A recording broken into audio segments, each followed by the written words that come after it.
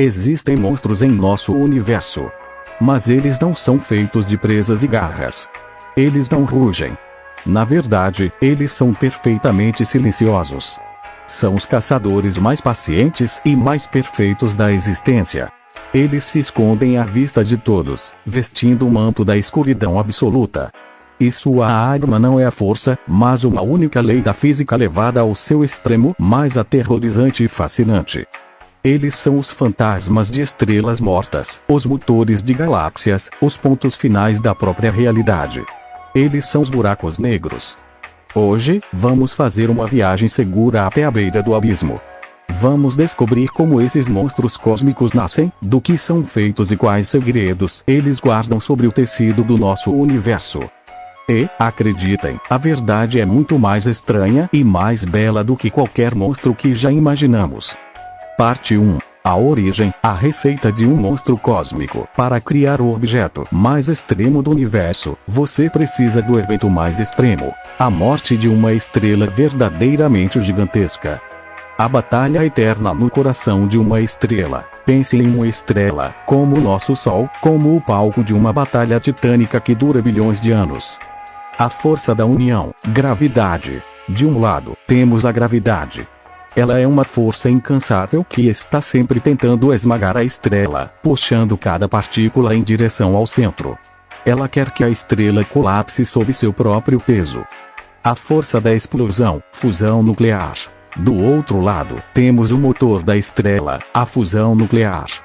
No núcleo superquente e denso, a estrela espreme átomos de hidrogênio com tanta força que eles se fundem para criar hélio, liberando uma quantidade colossal de energia na forma de luz e calor.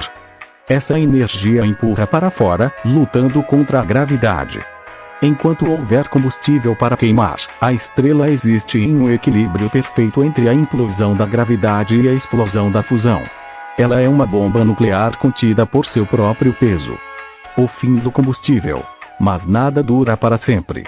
Eventualmente, o combustível acaba.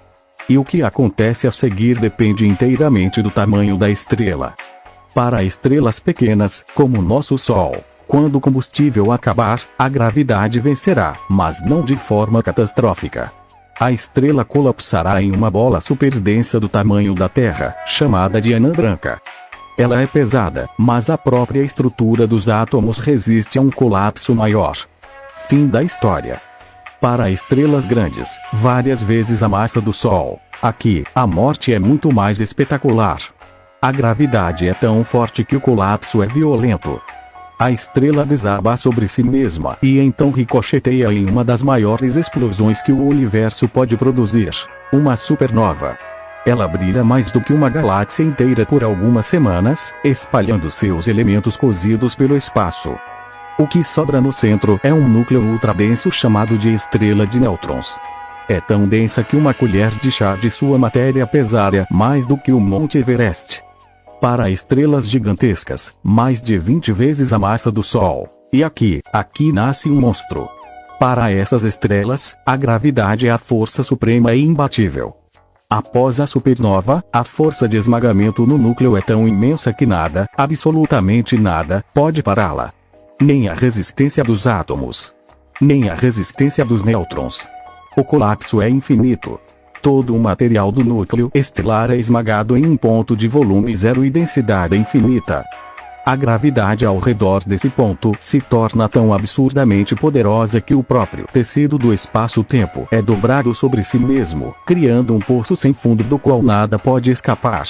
Nem mesmo a luz, a coisa mais rápida do universo. Um buraco negro acaba de nascer. Parte 2. A anatomia de um abismo, uma visita guiada. Um buraco negro é, na verdade, incrivelmente simples. Ele só tem duas partes importantes. 1. A singularidade. Este é o coração do buraco negro. É o ponto onde toda a massa da estrela morta foi esmagada. Pense em pegar o Monte Everest e comprimi-lo até o tamanho de um grão de açúcar, e depois continuar a comprimi-lo até que ele não tenha mais tamanho algum. Isso é a singularidade. Nossas leis da física, incluindo a teoria da relatividade de Einstein, quebram aqui. Nós não sabemos o que acontece na singularidade. É literalmente o ponto onde nosso conhecimento do universo termina. 2. O horizonte de eventos. Este é o componente mais famoso e mais mal compreendido. O horizonte de eventos não é uma parede física. Não é uma superfície preta. É uma fronteira invisível, um ponto de não retorno. Imagine um rio que leva a uma cachoeira gigantesca. Longe da cachoeira, você pode nadar contra a corrente, a gravidade, e escapar.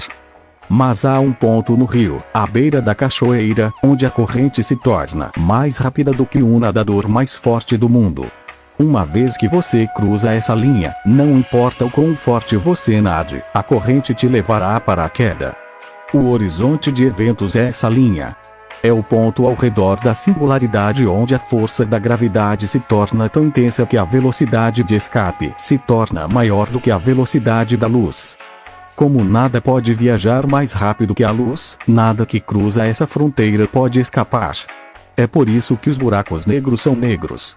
A própria luz, ao tentar sair, é puxada de volta. O nome horizonte de eventos é perfeito. É um horizonte, um limite para nossa visão. Nós nunca poderemos saber sobre nenhum evento que aconteça dentro dele. Parte 3. O zoológico cósmico, os diferentes tipos de buracos negros. Os buracos negros não vêm em um tamanho único. Buracos negros de massa estelar. Estes são os comuns que acabamos de descrever, nascidos da morte de estrelas massivas. Eles geralmente têm de algumas dezenas de vezes a massa do nosso Sol. Buracos negros supermassivos. Estes são os verdadeiros titãs. Eles têm milhões ou até bilhões de vezes a massa do Sol e residem no centro da maioria das galáxias, incluindo a nossa Via Láctea. O nosso se chama Sagitário A. Sua origem é um dos maiores mistérios da cosmologia. Ninguém sabe ao certo se eles se formaram a partir de nuvens de gás gigantes no universo primitivo ou se cresceram ao longo de bilhões de anos, engolindo estrelas e se fundindo com outros buracos negros. Eles são os maestros gravitacionais que ajudam a organizar as galáxias ao seu redor. Parte 4. A morte e a luz de um buraco negro. A verdade paradoxal. Ok, então eles são poços de escuridão. Mas, paradoxalmente, eles são responsáveis por alguns dos fenômenos mais brilhantes do universo. Como? Um buraco negro não é um aspirador de pó cósmico. Ele não sai por aí sugando coisas. Sua gravidade é forte, mas obedece às mesmas regras. Se o nosso Sol fosse subitamente substituído por um buraco negro de mesma massa, a Terra continuaria a orbitá-lo perfeitamente. Nós apenas congelaríamos. Mas quando a matéria, como gás e poeira de uma estrela vizinha, se aproxima demais, ela é puxada para uma órbita mortal. Essa matéria forma um disco de acreção que gira em torno do buraco negro a velocidades incríveis. O atrito nesse disco é tão intenso que o material é aquecido a milhões de graus, brilhando mais intensamente do que galáxias inteiras em raios X e outras formas de luz. Nós não vemos o buraco negro, mas vemos o banquete luminoso de sua última refeição. E o último paradoxo: os buracos negros também morrem. O famoso físico Stephen Hawking descobriu que, devido a estranhos efeitos da mecânica quântica na borda do horizonte de eventos, os buracos negros vazam uma energia extremamente fraca, chamada radiação Hawking. Ao fazer isso, eles perdem massa muito lentamente. Ao longo de um período de tempo tão ridiculamente longo que faz a idade do universo parecer um instante, eles irão, eventualmente, evaporar e desaparecer em um último flash de luz. Conclusão: arquitetos da realidade. Os buracos negros não são os vilões da nossa história cósmica. Eles são uma parte fundamental e inevitável dela. São os fantasmas das primeiras estrelas gigantes, cujo sacrifício encheu o universo com os elementos que nos formam. São os motores no coração das galáxias, os escultores que organizam a dança das estrelas.